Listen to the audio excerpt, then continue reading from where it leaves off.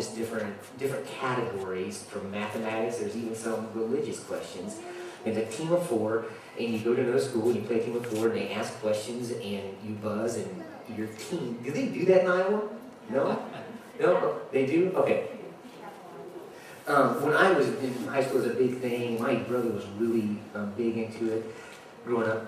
But I remember one day they were practicing in a room where I was, and I was like, so they were there doing the questions, and all these Bible questions kept coming up. Because to me, they seemed like really easy. Like one of them was something about who wrote the book of Corinthians. Somebody busted and said, Isaiah.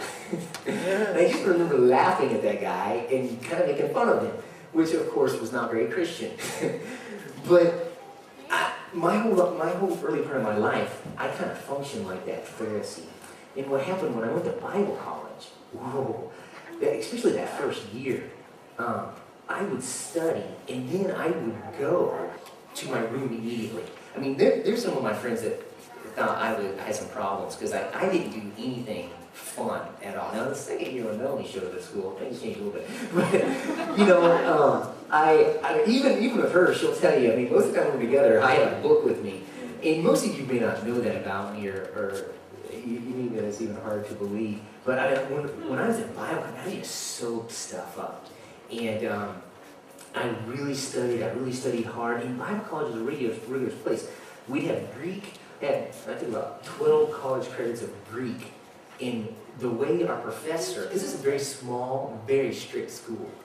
And the way our professor would take roll, he would say your name, and you didn't say here, you were supposed to say 2 hours. You're supposed to say how long you studied right before class for that class.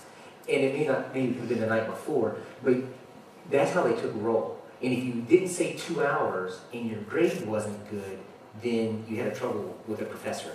I only got two grades in Bible college that were below A's or A minuses. I got a B plus in 2 different classes. And one of them, the only reason I got a B plus in it, is because on a test, the professor asked, how much of the book did you read? And you're supposed to put a percentage.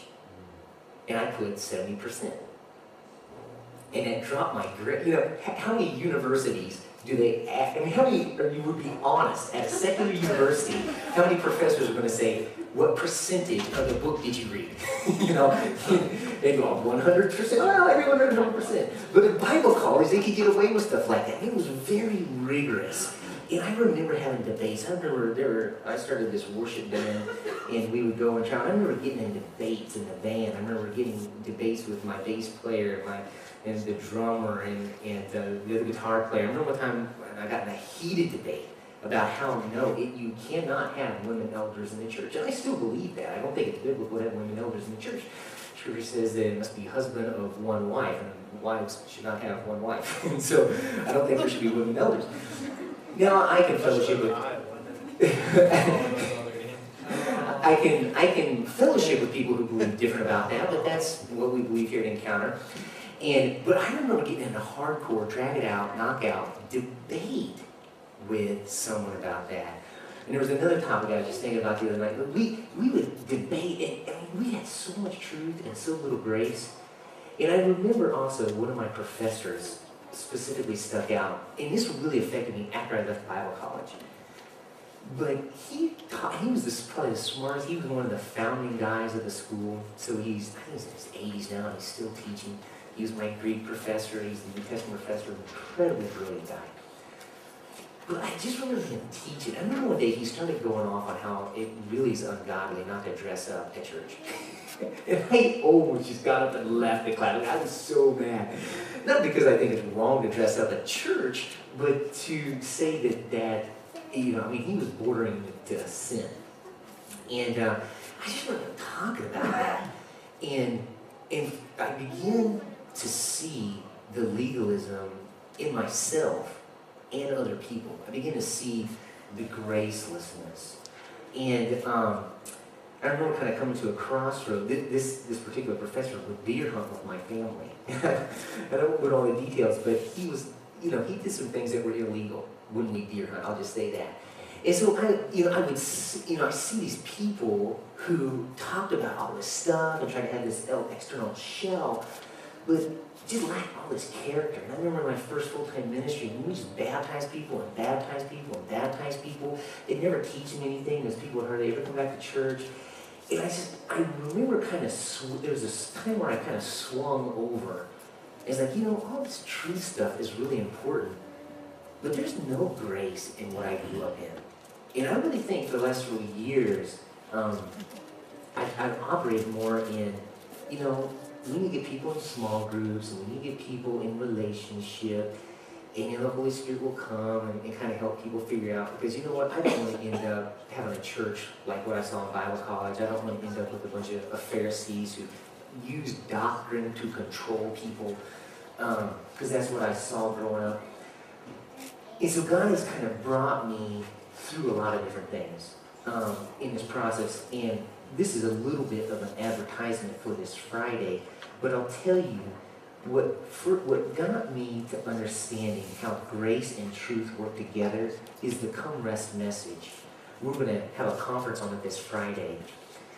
But turn your Bibles to Matthew 11, where Jesus talks about, you'll hear people sometimes say, I'm so burdened about the church's doctrine not being right today, or they'll use language like there's this heavy thing about doctrine, but Jesus said if you come to him, his burden's easy and his yoke, and it's easy in life. We shouldn't be burdened and heavy laden and weighed down really by anything.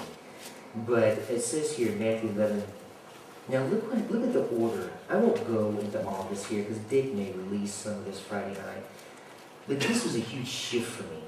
How do we teach the things of Scripture without becoming just Pharisees who know a bunch of things, but our lives go, Paul told Timothy in 1 Timothy 1, the goal of our instruction is love.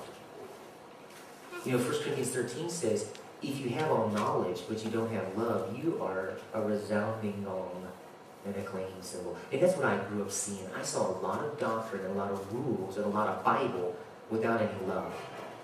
But what I've seen now, because now I've kind of been on the other side, it's like I've been kind of, we need to teach some things, but I've been really convicted.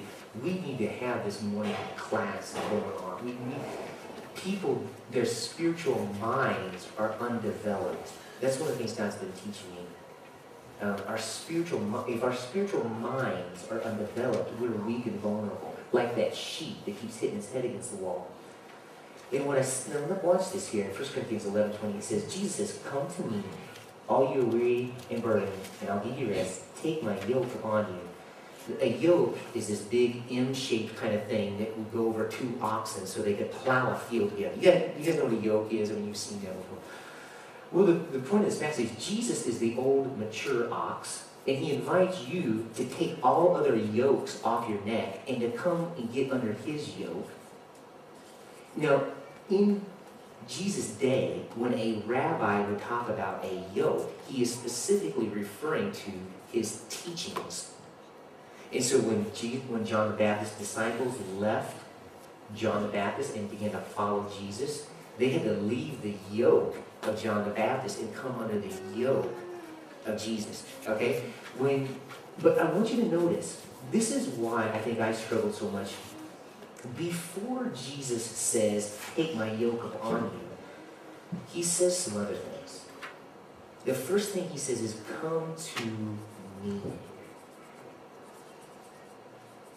all you weary and heavy laden. In Bible college, I began to realize I was trying to take Jesus' teachings on me, but I never really had come to him. Broken. It says, all you weary and heavy laden.